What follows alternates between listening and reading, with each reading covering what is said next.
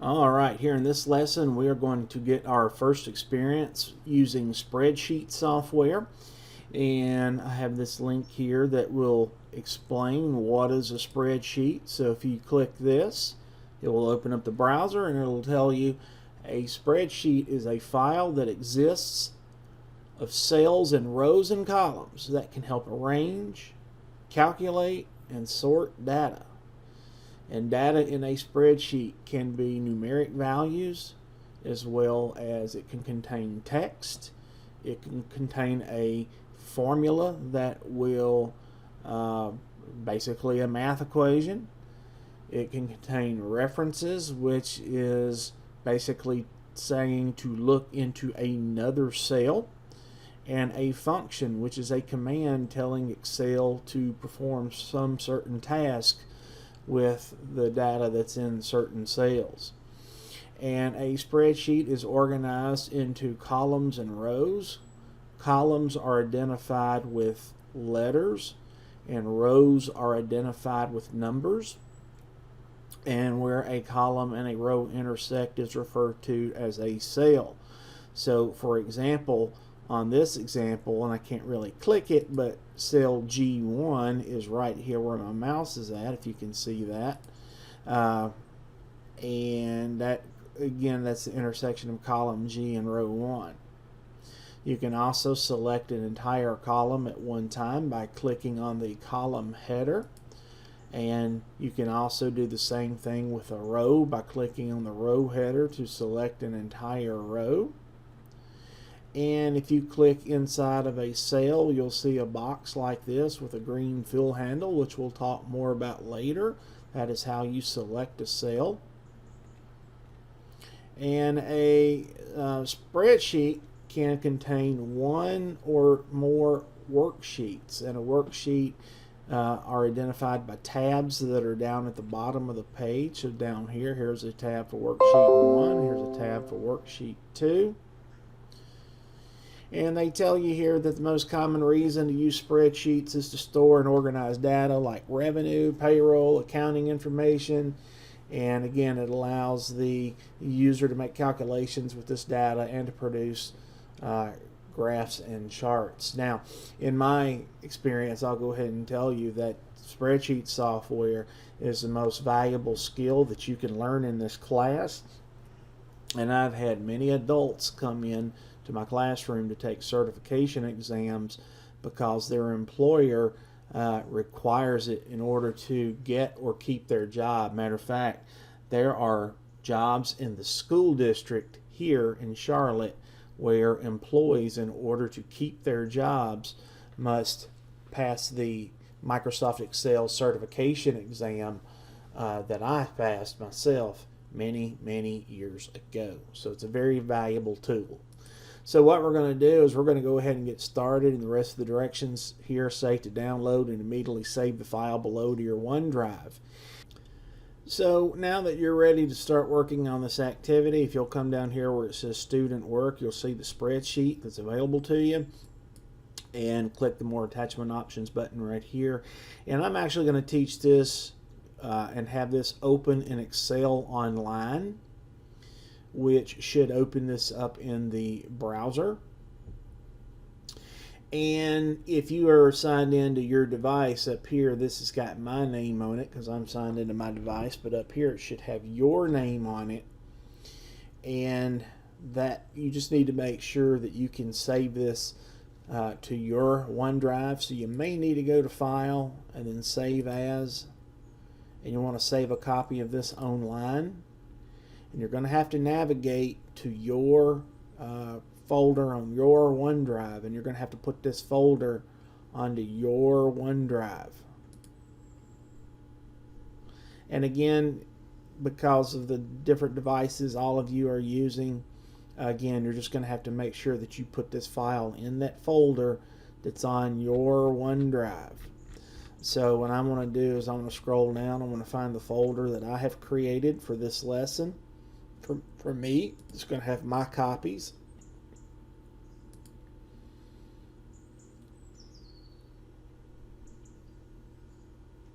And now we're ready to get to work and edit this document. All right. So we're going to come down here at the bottom and click this worksheet tab for lesson 1. And I do want you to understand that if you are using if you have the desktop version of Excel installed on your computer, and you should, you would be able to click this button right here, open a desktop app, and actually complete this activity on the desktop version of Excel, which is always the best choice in my opinion. But what we're going to do here is we're still going to edit it in the online version. So let's go ahead and get started. So probably the first thing you'll notice about this is that all of the cells here contains text that some of it is cut off. You can't see the entire contents. And up here we have what's called a formula bar, and a formula bar will show you the contents of a cell when you click on it. Now I could click on this cell right here and you see where it says grade levels. That is an example of a cell that contains text, as I mentioned to you earlier. And then down here you could click on this cell and you're going to see that this contains a number or data, which was explained to you earlier. But then down here, this cell is going to contain a function. Okay, now we're going to get to that in just a minute, but also notice down here I've got a comment for auto fit all columns to width. And what I want to do is to show you how to make all of these columns wide enough to display the text that is in them, so none of the text is cut off. So if you come over here in between this to this cell right here, between column A and row 1, if you click this right here, this is your select all button in an Excel spreadsheet. And Excel can have hundreds and sometimes thousands of rows or columns. So what we want to do is we want to make these columns fit to the longest entry of each column. So now that I have selected all of these columns, what we can do is to come over here and double click on the right border of any of these columns now that we have selected them. And then this will, when I double click it, you'll see how all of these columns now fit to equal the width of the longest entry in that column. Now I did that to select all to make it all happen at once, but you could also do one column at a time by double clicking on the right column border up in the header. And by the way, it also works the same way to make the rows taller. However, the row height is going to be based upon the size font that you have selected and used. So the next thing that we want to do is, and by the way, these are some directions here that if you would click this, it would take you to a video showing you how to do this in the desktop version of Excel. So the next thing we want to do is we want to come over here and we want to find the total of these cells right here. So we want to get a total of these numbers right here, and there's a function for that. Now a function is a command that tells Microsoft Excel to perform a certain task on a cell or on a range of cells. And your most common functions are going to be sum and average and min, which is the minimum or the smallest number, or max, which is the largest number in a range of cells. And by the way, the term range is meant it is a group of cells, so it's 2 or more cells is referred to as a range. And there's many functions, and they're all up here under this formulas tab.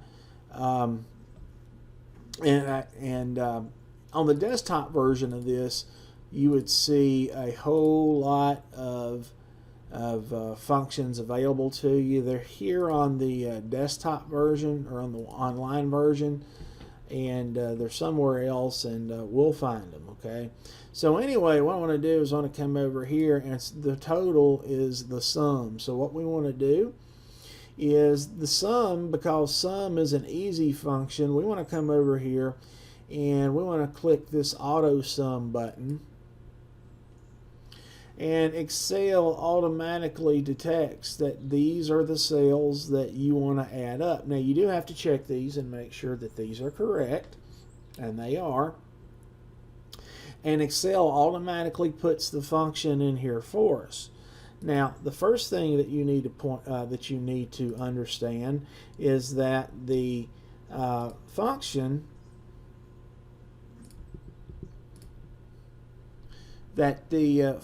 for the total is called a sum, and all functions and all formulas start with an equal sign. So that's why you see an equal sign here. You know, on a calculator, you usually put your numbers in, and then you put in the equal sign to get a total. Here, you have to put in the equal sign first. And we want to find the sum, which you learned that in math class, probably in first grade. So the total is called a sum. And then you see a left parenthesis. And on this left parenthesis, you see a range of sales, B4, B7.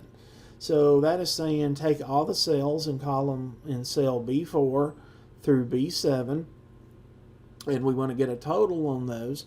And then you see a right parenthesis to close out this function. Now, all cells, all functions have to have the same number of left and right parentheses. So we have one left and one right parenthesis here. And so this is a correct function. Now you could also type all this out manually, and when you've been doing this as long as I have, you can actually type all this out manually because you've just done it so often you know it. But I'm going to show you the easy ways first, and then we'll gradually build you up to it. So then what we're going to do is on the keyboard we just hit the enter key, and when we hit the enter key on the keyboard, then this is going to give us a total of 6833. So when you click on this cell and then you look up here in the formula bar, you don't see the number 6833. You actually see the function that you put in that cell, which I told you the formula bar up here shows you the contents of your cell and not necessarily the results of your contents. So down here we want to do the same thing, because remember this row right here is headed by the word total, so we're still looking for the total here.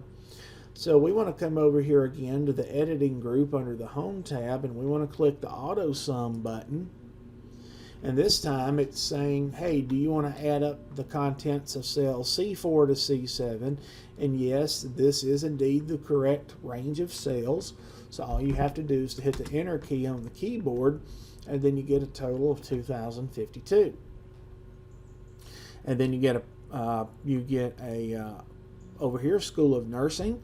How many students are enrolled in your School of Nursing? So we come over here again and we click the auto sum button, and this time it correctly detects that we want to add up cells D4 to D7. That is correct. So we want to hit enter. And then we repeat this process one more time in this cell, cell E8. And once again, we want to put an auto sum in, and Excel again correctly detects that these are the cells that we want to add up. And then we hit enter on the keyboard. And then we get a total of 291. Now, there are some other things that you can do out here if you wanted to. You can come up to this cell right here, and you can get a total of all students. So you can type in this cell total of all students and hit the enter key. Now when I hit the enter key, notice how that text flows over in a column G. So we would need to make this column a little bit wider, and like we did earlier, we double clicked on the border between on the right border of column F, and we double click it, and then it auto fits. And I just realized I forgot the word I forgot the S in student, so I can click on this cell and I could come back up here into the formula bar, and I could type the letter S into the end of this, and then I can hit enter again. So now we want to get a total of all students. So what I want to do now is I want to come over here and click this auto sum button. And again, Excel this time correctly detects that I want to add up cells B4 to E4, and notice how this uses the same format of equals and then sum and then left parenthesis and then the range of B4 colon E4 and then a right parenthesis and then I hit enter and I get a total of 2657. And then the next thing that we do is we could come down to this cell and we want to get a total of all of our sophomores, so we would click the auto sum button again and you just hit enter. And you can click this cell right here and click auto sum again. Now this is where you have to be careful, because here Excel incorrectly detects the cells that you want to add up. You want to add up the cells of B6 to E6. So you have to come over here, and with these cells still selected, all you have to do is to take your mouse and come over here and click, hold, and drag. You make sure the mouse that this arrow, the tip of your arrow, is in the middle of this cell, and then you click, hold, and drag, and then when you do that, then you can select the correct cells and you hit enter. And then you repeat the process again down here. Now again, you get this same error where Excel doesn't know, do you want to add up these numbers or do you want to add up these numbers in this row? So basically, do you want to add up the numbers in column F or in row 6? Well, we want to add up the numbers in row 6, or actually row 7, I'm sorry. So what you have to do is you come over here, and again, notice how my mouse is in the middle of this cell, the arrows and the tip of the arrows in the middle of it. And then I click, hold, and I drag through here. And then I can hit enter. And you get a total of 2164. So on this one, if you wanted to get a total of all students, period, you could put the sum function, do auto sum here, and this time it's going to ask you which range do you want to add up. And truthfully on this one, since they're both going to equal, it doesn't matter which one that you put in. So we're going to let it get a sum of the cells in column F. You could just as easily say, let's get a sum of the cells in row 8, and you're going to get the same results. So I'm going to hit the enter key on the keyboard, and you're going to see that we have a total of 9,758 students at this fictitious college. Now the next thing we're going to try to do is to make this look a little bit neater, and so what we want to do is we want to take the formatting of this cell and apply it to these cells right here, and rather than trying to find the exact color, and this is kind of a peach-like color, what we want to do is we want to come over here, and first of all we want these numbers to all use a comma separator. So what we're going to do is we're going to select all these cells with the mouse. Now when I say select all these cells with the mouse, what you need to do is to take your mouse and move it so that the tip of the arrow is in the middle of the upper left corner of the cell that you want to change its format of, and then you drag it all the way through the lower right corner of the last cell that you want to select, that's in the lower right corner of that range. And now we want to format the number. So what we want to do is we want to come up here and click this comma style button, which is going to add a comma after every third digit from the right. So we're going to click this, and we do that. Also notice how by default we get decimals. Now we're not going to have a half of a student in here anywhere, so we want these decimals to go away. So then here under your number group, you can click the decrease decimal button 2 times. Okay. And then the next thing we want to do is we want to put this color format on these 4 cells up here. So you can click now in any of these cells, and you could come up under your clipboard group and select Format Painter.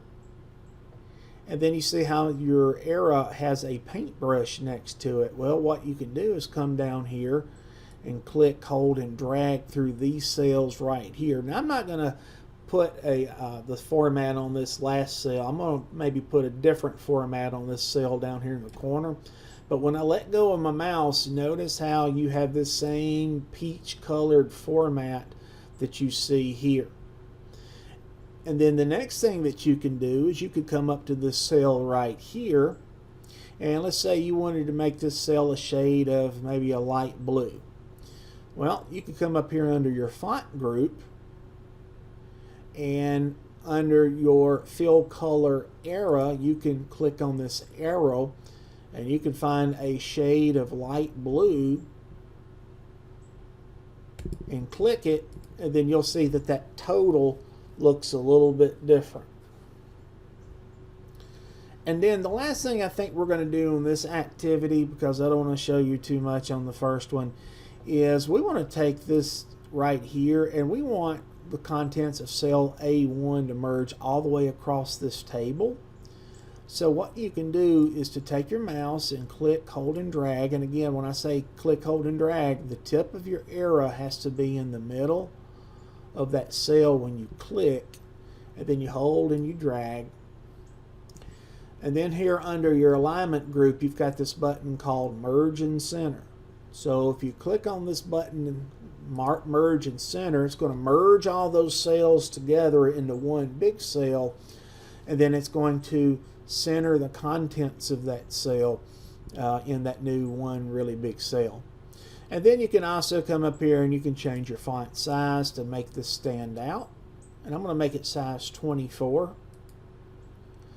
And Excel in this case automatically adjusts the height of this column to, or this row, to accommodate the bigger text that is in here. So that's all we're going to do for this first activity. So what you need to do is to make sure, now if you're saving this to your OneDrive account, all of your changes should automatically be saved, and it is. And you need to come down here, and we're going to use this next worksheet tab down here, Excel 2, to complete the next part of the activity.